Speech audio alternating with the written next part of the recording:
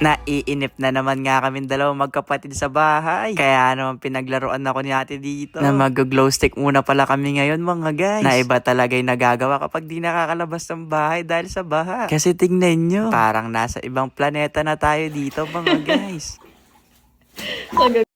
Magdadalawang linggo na pala kaming may swimming pool dito sa bahay mga guys. Happy 2 weeks, chot. Nako po mga guys. Nasakit na ng pa ako sa mga botas. Kailan kaya uupa yung tubig dito sa amin? Na di na makagala-gala si Chawat dahil sa baha. Iniisip ko dyan kung ano nga yung gagawin ko ngayon. Na wag na daw ako mag-isip, sabi ni ate. Eto, may dala nga siyang light stick. Na para daw di kami mainip. May pagkaabalahan naman kami. Eto na lang yung gagawin namin ngayon mga guys. Na bago nga namin to gawin, lilinisin muna namin yung tubig dito. Para ba mas clear yung tubig. Para ba makapag crystal clear kayak na tayo ng mga guys. So, dahil sa tuwing binabaha kami dito sa bahay, eto na din talaga yung nagiging daily routine namin. Yung bantanggalin yung dumi sa loob. Para ba kahit binagyo kami dito sa loob mga guys. Di ba mukhang kape yung tubig sa bahay? Na alam nyo ba mga guys, akala ng iba sa inyo dyan, di talaga baha sa amin. Na yung iba sabi, ba't ang linis daw ng tubig, baka nilagay ko. Naku po mga guys, binapo talaga kami dito. Nililinis lang din talaga namin to araw-araw. Para ba hindi nagtatagal yung dumi sa loob. Na nagustuhan ko nga yung kulay ng blue dito mga guys. Na dahil may natira pa nga nung isang araw. Eto, ginawa ko ulit swimming pool yung bahay namin. Naangkit kasi ng kulay blue mga guys. Kaya naman ang gender reveal natin for today's video, it's a boy. Chot! Eto na pala mga glow stick na paglalaruan ko. Huwag kayong maingay ha, panindayan ni mama. Ginamit ko lang siya ngayon dito para hindi siya ma-expired mga guys.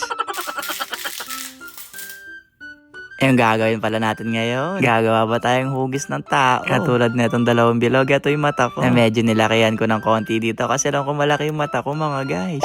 No, diba? Parang naka-sunglasses lang si Chawot dito. Na ito namang malaking bilog, ito yung magiging ulo. No, diba mga guys, iba talaga yung Pinoy kapag nabuboard sa bahay. Nag-Brazilian dance pa yan si Chawot.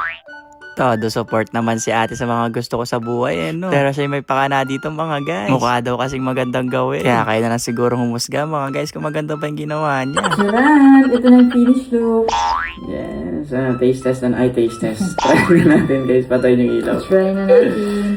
Meron pang ginawang sandata sa akin si ate para daw meron tayong gamit para pang laban.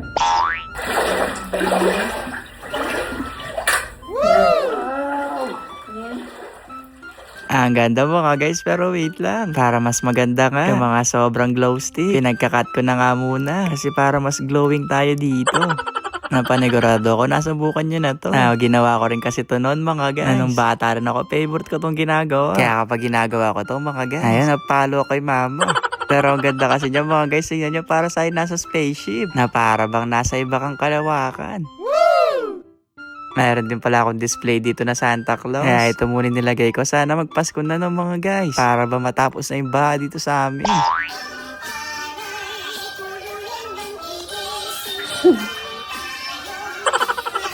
Mabilis lang din pala tumawala. Kaya naman ubusin ko na yung mga glow stick ko dito mga guys. Para ba masuli. Na ang ganda ng result dito mga guys. Oh. Kasi para ka rin nasa ibang bansa.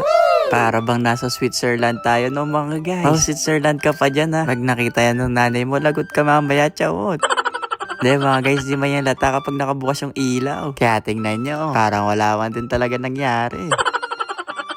Pero syempre, mas maganda yung lights off no mga guys. Na parang akong bumalik sa pagkabata dito. Na-enjoyin ko muna siguro yung background ko dito mga guys. Na tingnan nyo, pati pala yung mga isda nasa kisame na oh. Ayun lang, bye-bye!